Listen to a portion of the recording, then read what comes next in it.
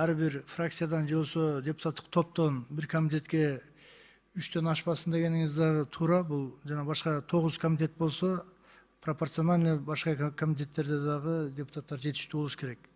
Анан баягы коомчулугубузда көп айтылып кетпейби? Депутаттар кнопкаңарды бири-бириңердикин басып бересиңер, тиги бу деген сөздөр көп да. Эми биз элдин кээде мнениясы менен, кээде эмес, дайыма эсептешишибиз керек. Себеби эл өкүлүбүз. Ушул жерде ар бир депутаттын мындан бир сиз менен бир 2 жыл, 1,5 жыл мурда сүйлөшкөнүбүздө сиз Кореядан бир аппаратураларды алып келдиртебиз. Ар бир депутаттын опечаткасы менен дактилоскопический деп коет. Ошо менен голосовать эте тургандай кылабыз дегендей ой сунуштар болгон болчу. Эми бул менин сунушум мүмкүн. Мен ойлорум көпчүлүк кишиге жакпашы мүмкүн.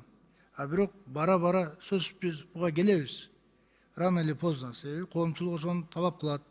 Жанагы депутат эгер келбей калган болсо, анын ордуна эч ким добуш бере албай тургандай маселелер болот. Бул негизи жана сиздин өзгөртүүлөрүңүздү көбүрөөгүн жана жабык режиминде карай турган маселелер да бар экен да, ачыгын айткандачы. Туурабы?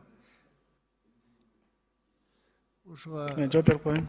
Сиз эң туура белгилеп кеттиңиз. кандай оюңуз? Эң туура белгилеп кеттиңиз. Биз сиздер менен чогуу азыркы действующий бул регламентте биз киргизгенбиз. Только отпечаток палец менен добуш берип, бири-бирине добуш бербей турган механизмди киргизгенбиз. Бирок азыркыга чейин жана Корея Республика менен биз $8 миллион келишим түзүп кол койгонбуз. Азыр процедуралар өтүп атат, жана программный обеспечение жазылып атат. Кийинки жылдан баштап толук аппаратуралар сатып алынат. Толук түрдө планшеттер сатып алынат, анан жанагындай программный обеспечение сатып алат.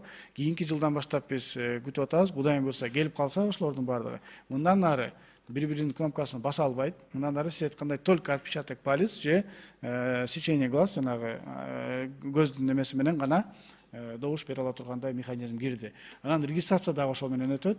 Андан сырткары ал планшеттерди биз мынтип кагаз көтөрүп, могу жерде баары кагаз менен жүрөбүз, кагаз менен эмес, мондай планшет ошол планшетти эле көтөрүп алып комитеттерге кире беребиз, үйгө алып кетип иштей беребиз. Айтор онлайн режимде бизде баардык нерсе ушул жака электронный вариант кирет да. Кудай буйрса кичине калды. Шаштырып атабыз. Корея мамлекетиндеги грант түрүндө берилген акча, баардык бөлүнүп берген, 1 жылда бүтүп калат кудай буйрса. Мисалы мына мен алдымда 5 килограмм кагаз. 5 килограмм биз эми цифровизация деп атабыз. На самом деле өзүнүн жогорку кеңешке да ушул маселелерди киргизишибиз керек да. Туура? Эң туура айтып атасыз. Эң туура Ар айтып бир атасыз. депутат Буга килейген акча да кетип атат. Канча дарактар да кыйылып атат. Айтор эң вред жагы өтө көп. Мен ойлойм, цифровизацияны бизге дагы жогорку кеңешке кийинки жыл кирип калса, сыяткан маселелердин баары чечилип калат.